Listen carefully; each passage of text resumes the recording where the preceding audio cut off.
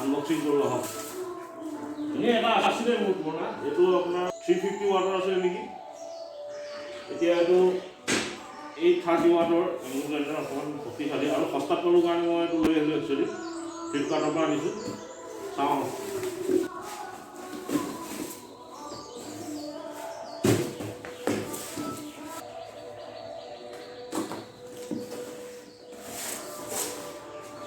এইটো বিল স্কুল কোম্পানী।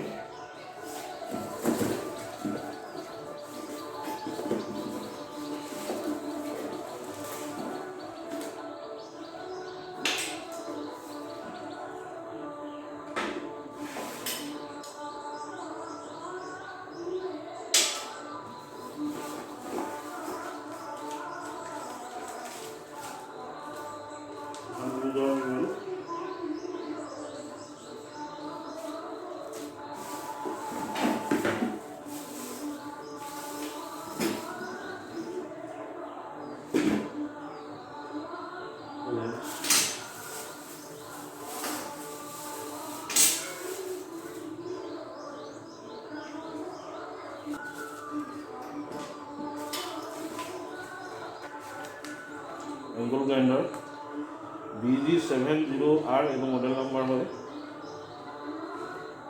বিল স্কুল কোম্পানী। হুইল চাইড ডিস্কটো যোনটো খাব এইটো 100 mm ডিস্ক খাব, পাৱাৰ 830।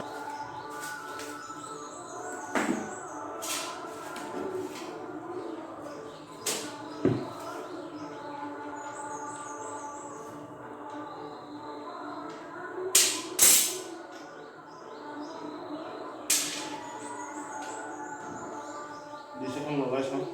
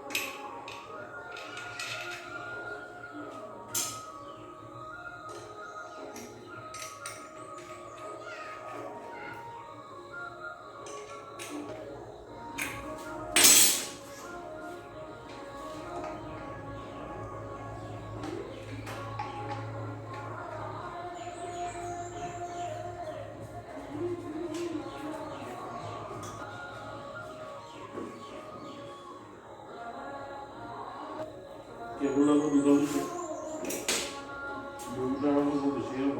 আগৰটো কেবল আছিলে কমালে দিছোঁ। এংগুল গ্ৰাইণ্ডাৰ ঘৰৰ কাৰণে অতি প্ৰয়োজন এইটো বস্তু। আপোনাৰ ৱেল্ডিং নাথাকিলেও এইটো ল'ব পাৰে।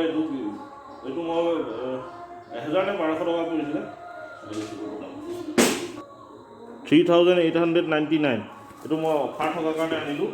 মই 1200 টকা আনিলোঁ, 1240 টকা নেকি। শ্বিপিং চাৰ্জৰ সৈতে 1240 টকা পৰিছে, গতিকে আপোনালোকে এটা আনি ল'ব পাৰে। এইটো বহুত কামৰ বস্তু হয়। ইয়াত বহুত এটেচমেণ্ট আছে, মই পিছত এটেচমেণ্টবিলাক দেখাওঁ আপোনালোকক। চেঞ্জো লগাব পাৰে। আৰু এইটো 350 ৱাটৰ আছিলে আৰু এইটো হৈছে 830 ৱাটৰ। এইটো অলপ শক্তিশালী, সেইকাৰণে এইটো আনিলোঁ সস্তাত পাই। এইটো Bailey Skill angle grinder BG720R 220 volt 50 hertz 830 watt. ইয়াৰ RPMটো হৈছে 11,000। তাৰমানে এইটো পাৰ মিনিটত 11,000 বাৰ ঘূৰিব এইটো ডিছটো। আৰু ইয়াৰ ডিছটো এইটো 100 mm ডিছ, অকণমান ডাঙৰ লগাব পাৰে। তেতিয়া এইখন লগাব নোৱাৰিব কভাৰটো, তেতিয়া প্ৰটেকশ্যনটো ভালকৈ লৈ পেলাই আপুনি কাম কৰিব লাগিব।